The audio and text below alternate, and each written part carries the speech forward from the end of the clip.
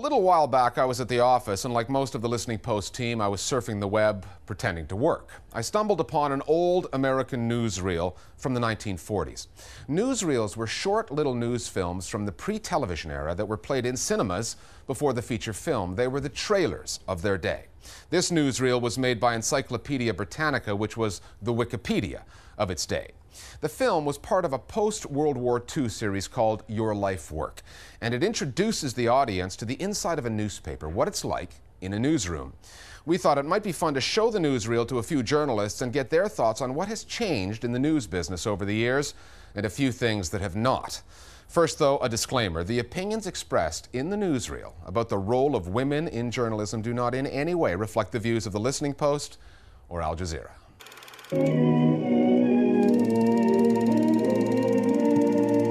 The alphabet has only 26 letters. With these 26 magic symbols, however, millions of words are written every day. Millions of words to report the world in newspapers. I'm not sure it was ever seen as a great honor to be a reporter by anything other than aspiring journalists and journalists themselves. If you want a fascinating life, this is still the best job. If you visit the newsroom of a daily paper, you will find it very similar to any busy office, although arranged somewhat differently. When I went to work for the Houston Chronicle, it looked very much like this newsroom, except it had cigarette burns in all the carpeting, and there was the faint smell of whiskey. What I remember most about my first newsroom was lots of people banging away on typewriters. There's an amazing amount of noise there was in those places, and people talking to each other. It was very hard for you to make it as a reporter if you didn't smoke and drink. But it was almost imperative that you did one of the two. The newsroom is the heart of a newspaper. It really makes you realize how much has changed, because the three main things that we rely on as journalists these days to get by are completely absent from that room. Television screens, computers, and mobile phones. The thing to remember is that that may be 1940, but if you'd been doing this in 1980, the story would not essentially have changed at all. Now, as everything is all singing, all dancing, in the building we're in, the Guardian building, the newsroom effectively stretches for about 3/4 of a mile. Absolutely all open plan with little rabbit hutches that people can rush into and hide if they need to. Reporters on beats are known as outside men, since they work away from the office most of the time, gathering news.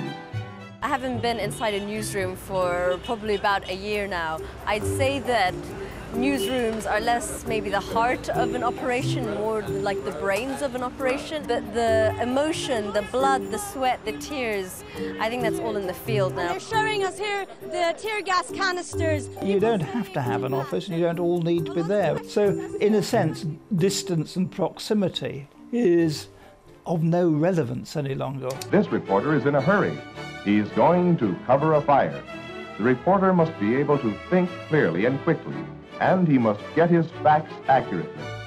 Assignments of this type may keep the reporter out in bad weather for many hours of hard, tiresome work. This is what it looks like when the wind is gusting 144 miles an hour.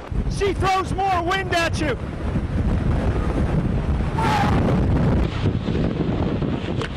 The press associations gather important news and relay it to hundreds of newspapers over special telegraph wire services. What's changed dramatically since the internet is that it comes from everywhere. It comes from tweets, it comes from blogs, it comes from just members of the public emailing in. If those journalists from that film in the 1940s were to actually look at the way in which we get our news these days, they'd be appalled. I mean, there they are reading reams and reams of paper and wires, and there we are getting our information basically in 140 characters.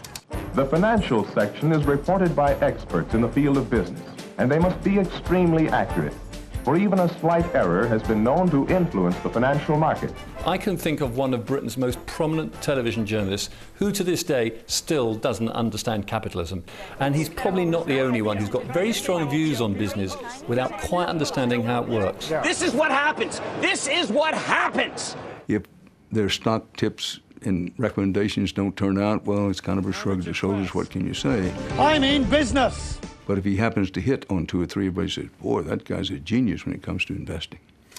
Women find it difficult to compete with men in general reporting jobs. So girls who want to be successful in journalism should prepare for work in the special women's department. Home decoration, child care, gardening and cookery, meal planning suggestions, menus, recipes, and attractive ways of arranging the table. I can honestly tell you that I've never done a report on recipe ideas, and I don't have the first clue about home decor. They're saying the people demand the overthrow of the regime. When you look at the frontline badass journalism that's being done, is often being done these days by women. We were being ambushed. The sound that you're hearing now is a 50 caliber machine gun. There's so many bullets flying around. The competition isn't just with men, the competition is very much between women themselves in the field. The editorial writer must be able to write on many subjects.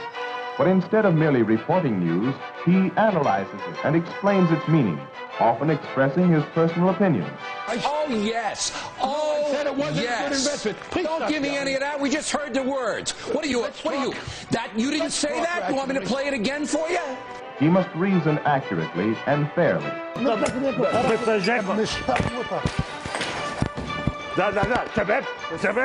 Qualifications of a newspaper worker are not easy ones to fill. Check your qualifications. Chelsea Clinton is joining NBC News as a special correspondent. The potential for a few flurries over Balmoral. Who the hell wrote this script? When I look back, some of the most brilliant reporters I ever came across had no qualifications of any sort. They were just brilliant. And some of the most useless reporters I ever came across were sort of Oxford PhDs in 25 different languages or whatever. Education and journalism, though they are a nodding acquaintance, don't really sort of coexist. If you don't like to write, you won't be happy in journalism. But there's a real thrill in seeing your own byline over a story when it's in print. And there's always the feeling that you'll try to make the next story just a little better. The excitement of seeing your name in print, that's the truest statement in the whole film. It's as true today as it ever was.